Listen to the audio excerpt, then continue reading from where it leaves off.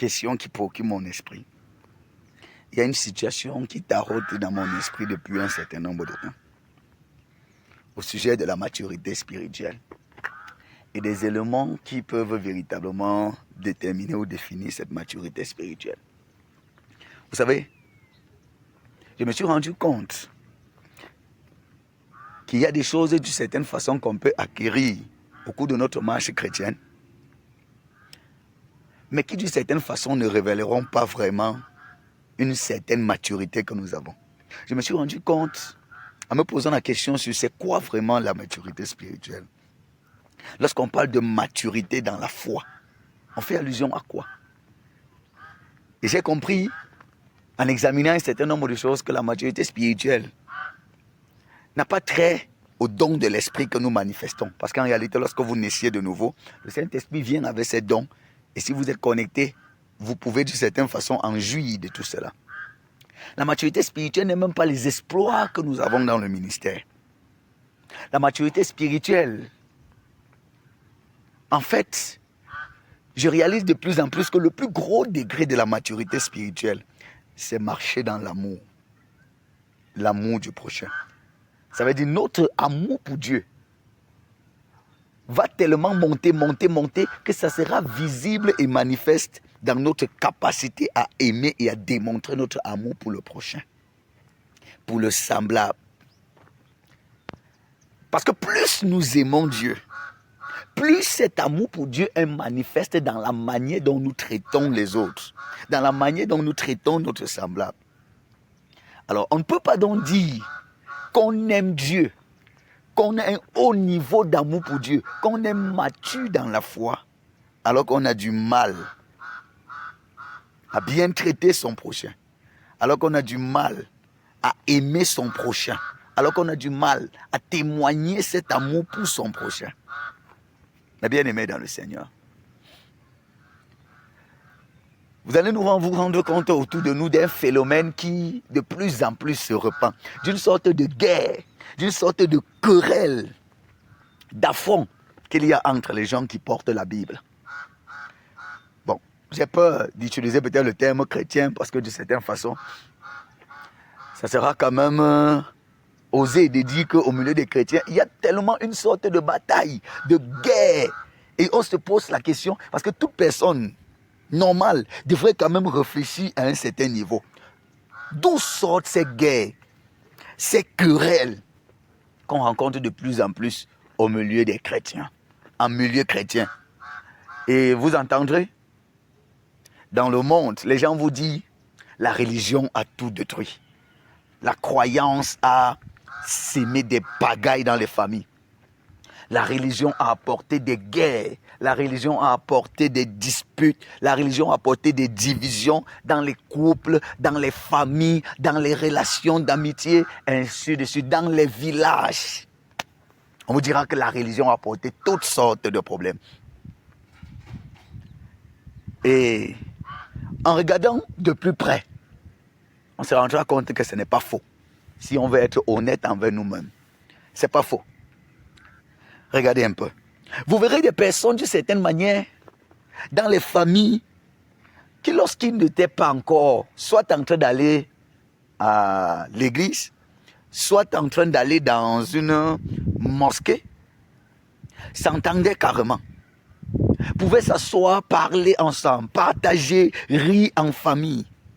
Pouvaient d'une certaine façon s'entraider, se soutenir. Jusqu'à ce qu'un jour, ces personnes commencent à dire qu'ils croient en Dieu. Peu importe le Dieu auquel ils disent qu'ils croient, qu'ils commencent à dire qu'ils croient en Dieu. Et vous verrez toutes sortes de bagarres et de disputes, de divisions s'installer, s'introduire dès cet instant. Et on se demande, qu'est-ce qui ne va pas? Qu'est-ce qui n'a pas marché? Comment les gens peuvent dire qu'ils croient en Dieu et la présence ou la venue de Dieu là dans leur cœur, au lieu de renforcer les liens de famille, de renforcer les liens d'amour, puisse véritablement apporter des divisions? Comment? Vous verrez un couple, un homme et une femme, qui marchaient ensemble, qui s'entendaient, qui coopéraient, qui vivaient leur mariage et leur amour. Mais une fois que l'un dit qu'il croit en Dieu, ça apporte tout un grand nombre de problèmes dans le couple. Et pendant qu'on essaye de creuser, de regarder au fond, on se rend compte que tous ces problèmes sont causés par quoi? Les diverses manières de voir, les diverses façons d'exprimer sa foi chrétienne, les divergences, les points de divergence qu'ils peuvent avoir de l'un vers l'autre. Et voilà tout le problème. Voilà la raison de tous les bagarres dans la foi. Voilà la raison de toutes les divisions en milieu des croyants. Au milieu des croyants. Ça veut dire, même quand on est de la même dénomination, vous verrez des gens qui se regardent toujours en chaîne défaillant et qui ne veulent même pas se saluer, qui ne se supportent même pas, simplement à cause de la manière d'exprimer la foi qui est différente. Celui qui prie à haute voix et qui aime prier à haute voix ne supporte pas celui qui aime prier à voix basse. Celui qui prie en marchant ne supporte pas celui qui aime prier en restant calme. Vice versa. Celui qui d'une certaine façon prie calmement ne supporte pas celui qui prie en faisant un peu de bruit. Et on se demande, qu'est-ce que nous cherchons vraiment? Qu'est-ce qui n'a pas marché? Pourquoi est-ce que d'une certaine façon, les gens qui hier se voyaient comme des frères de sang, à cause d'un nom, à cause du fait qu'ils sont devenus croyants, disait-il, ne se supportent plus. Ils sont dans la même famille, ils prient Dieu, ils disent qu'ils sont chrétiens, mais n'arrivent pas à se tolérer, à tolérer les points de divergence, n'arrivent pas à se supporter, n'arrivent pas d'une certaine façon à voir les points différents qu'ils ont et pouvoir continuer de s'accorder au-delà des faiblesses, au-delà des points de divergence, au-delà des différences qu'ils peuvent manifester. Comment? Comment? Et cette question m'a tarauté l'esprit. Est-ce le fait que moi je suis chrétien me donne le droit, est-ce que ça me donne le droit de ne pas m'accorder ou de ne pas d'une certaine façon aimer une autre personne qui n'est pas encore chrétien? Est-ce que ce n'est pas normalement l'amour de Dieu en moi qui devrait me donner d'aimer, la capacité à aimer une personne qui n'est même pas encore chrétienne et de pouvoir voir en lui l'image de Dieu? Comment est-ce que d'une certaine façon, même lorsque nous sommes devenus chrétiens, à cause de ce que les points de doctrine peuvent être différents, on soit en train de se regarder comme des adversaires et comme des ennemis. Vous savez, parfois on lutte tellement sur des points de doctrine que je me dis, parfois Dieu nous regarde comme ça, là, il se dit, non, on lutte plus que quoi? Ça veut dire qu'on est plus royaliste que le roi. Dieu qui est le roi qui nous a aimés nous tous. Jésus qui est mort pour nous tous. Sans exception, sans distinction. Mais nous qui disons que nous sommes des suiveurs et des adeptes de Dieu, nous n'arrivons pas à nous aimer, à vivre dans l'harmonie, ensemble, à cause de ce que l'autre ne fait pas comme moi. Il y a une phrase dans la Bible qui m'a tellement bouleversé. Un jour, les disciples sont venus et ont dit à Jésus, faisant un compte rendu d'une action qu'ils avaient posée: Maître, nous avons vu des gens qui chassent les démons en ton nom, mais qui ne marchent pas avec nous. Nous les avons interdits de faire. Et pour eux, ils avaient marqué un point d'honneur. Ils avaient posé une action tellement louable. Et ils s'attendaient aux félicitations de Jésus. Et Jésus leur a dit pourquoi. Jésus les a reproché cette action. Pourquoi les avez-vous chassés? Ne savez-vous pas que celui qui ne marche pas, celui qui ne nous combat pas, ne savez-vous pas que celui qui ne nous combat pas est avec nous, même s'il ne marche pas avec nous? Jésus est en train de leur dire, ce n'est pas parce qu'ils ne marchent pas derrière nous qu'ils sont contre nous. Ce n'est pas parce qu'ils ne font pas les choses de la même manière comme nous qu'ils sont forcément nos ennemis. Jésus est en train de leur dire, vous avez mal choisi l'adversaire. Vous avez mal choisi l'ennemi. L'ennemi n'est pas un autre frère d'une église.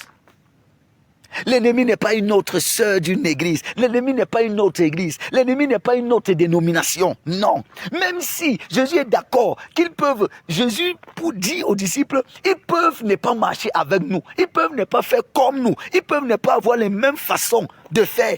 Ils peuvent ne pas croire aux mêmes choses comme nous. Ça ne veut forcément pas dire qu'ils sont nos adversaires. Non. Et c'est pourquoi certaines personnes qui ne croient pas encore en Dieu sont souvent très réfractaires à la notion de foi et de Dieu à cause des dégâts que ça a souvent fait dans leur famille.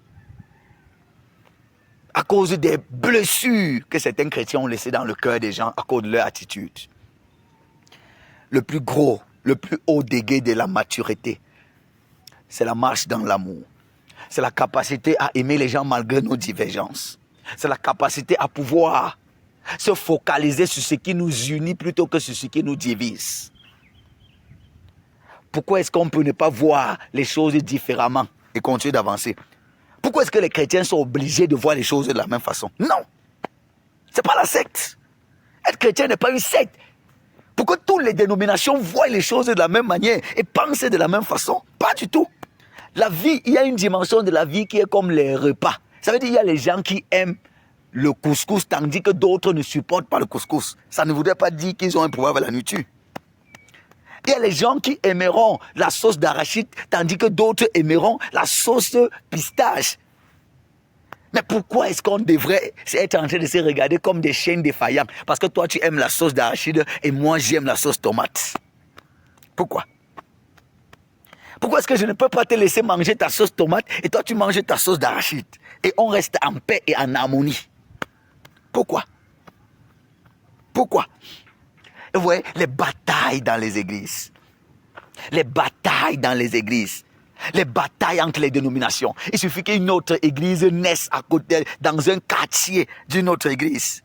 Et le cœur du pasteur commence à gonfler.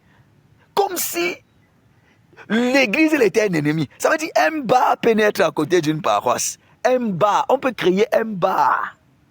Une boîte de nuit à côté d'une église. Ça ne dérange pas trop les chrétiens ou le pasteur de là. Mais si on vient créer une autre église, my God, ça devient toutes sortes de bagarres. Le cœur rempli de haine, d'amertume. On est courroucé contre l'autre pasteur. Non, ça ne devrait pas être comme ça. Regardez au marché. Vous allez voir au marché, tout un bâtiment, on vend chaussures, la même chose. Et ils n'ont pas souvent de problème. Mais où est le problème s'il y a une, deux, trois églises? Pourquoi vous devez être en guerre? Parce que nous voyons les fidèles comme nos propriétés à nous. Et nous avons peur qu'ils partent. Non. Même au marché, on peut vendre la même chose dans un rayon. D'ailleurs, c'est comme ça qu'on organise le marché. Un marché normalement organisé, on prend un rayon et on met le même article qu'on vend là-bas. Et chaque client, chaque commerçant aura ses clients.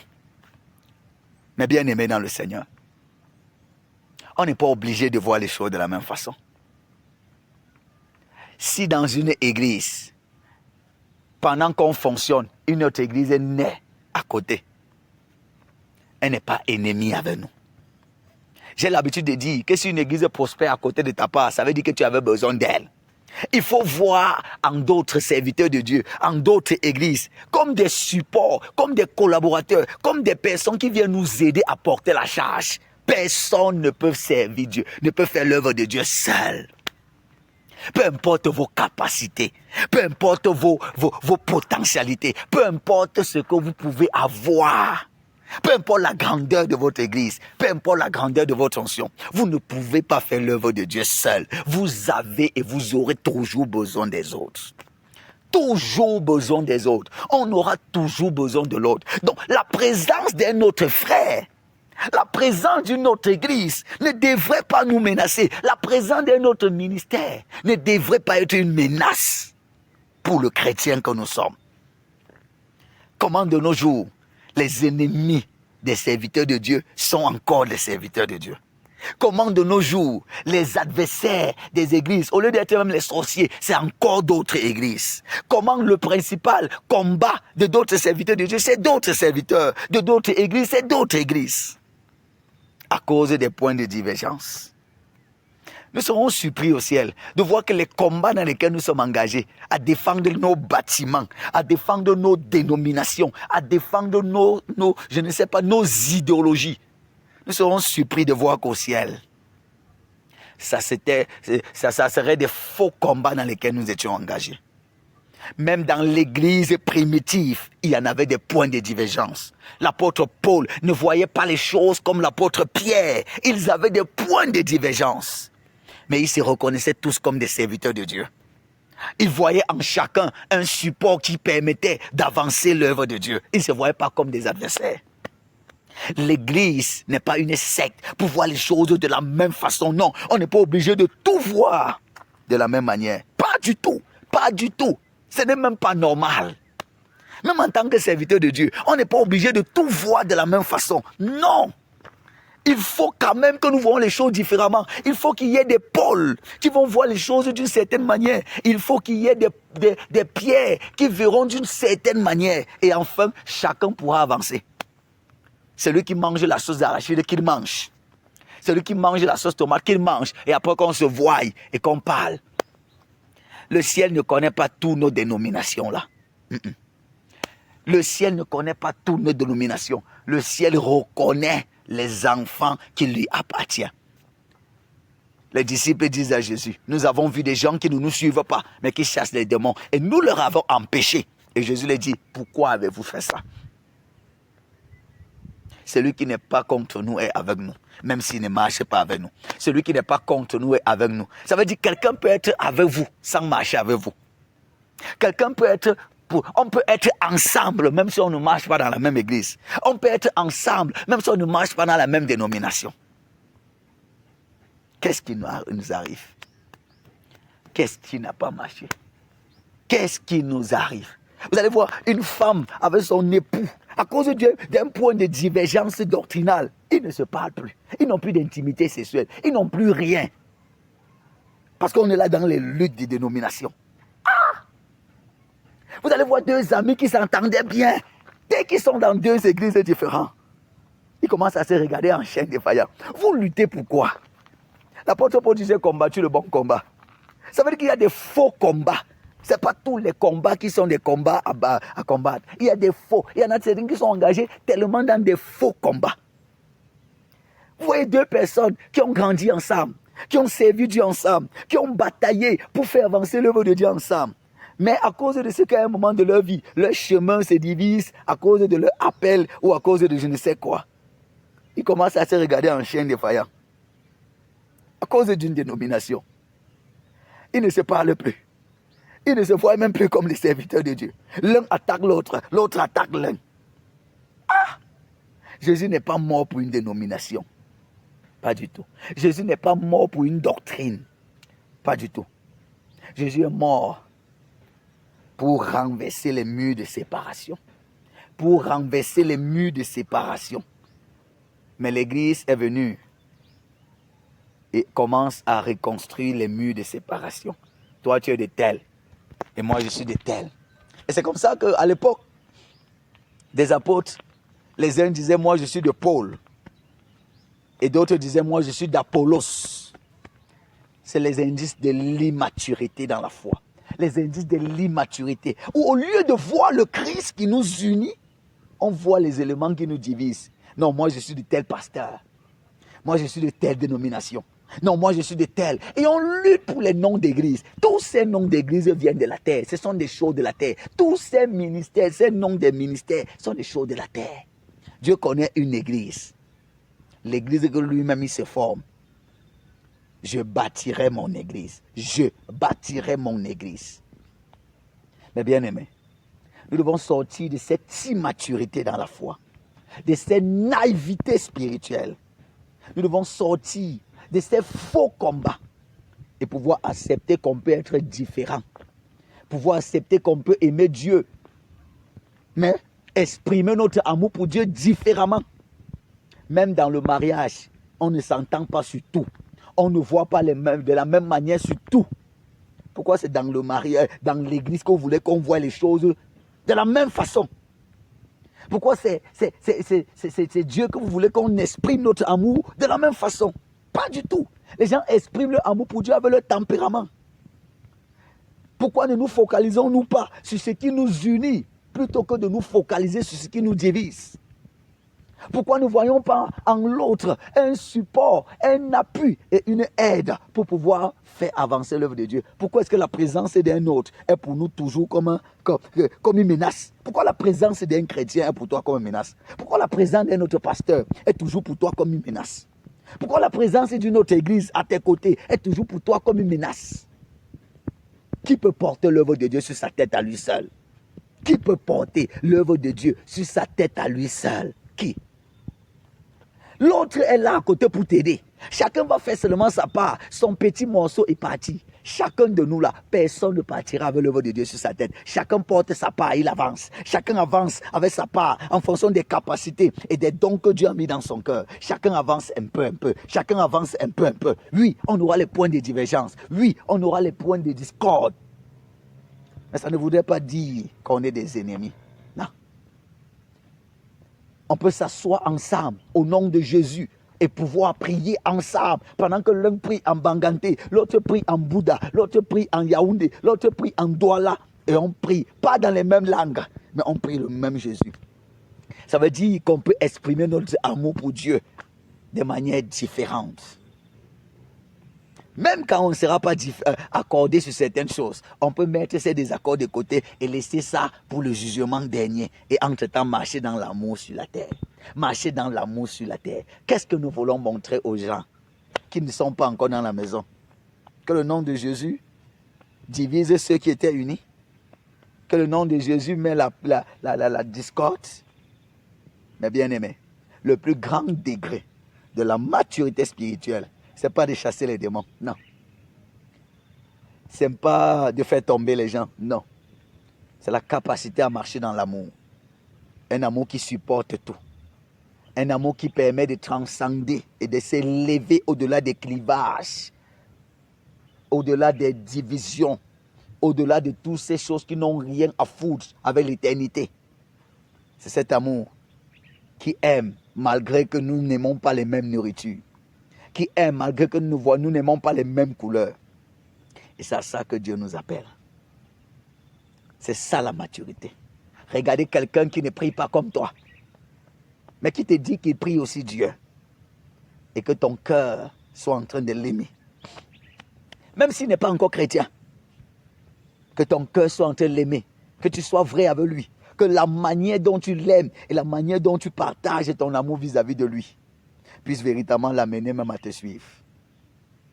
Mais nous avons certains radicalismes terribles.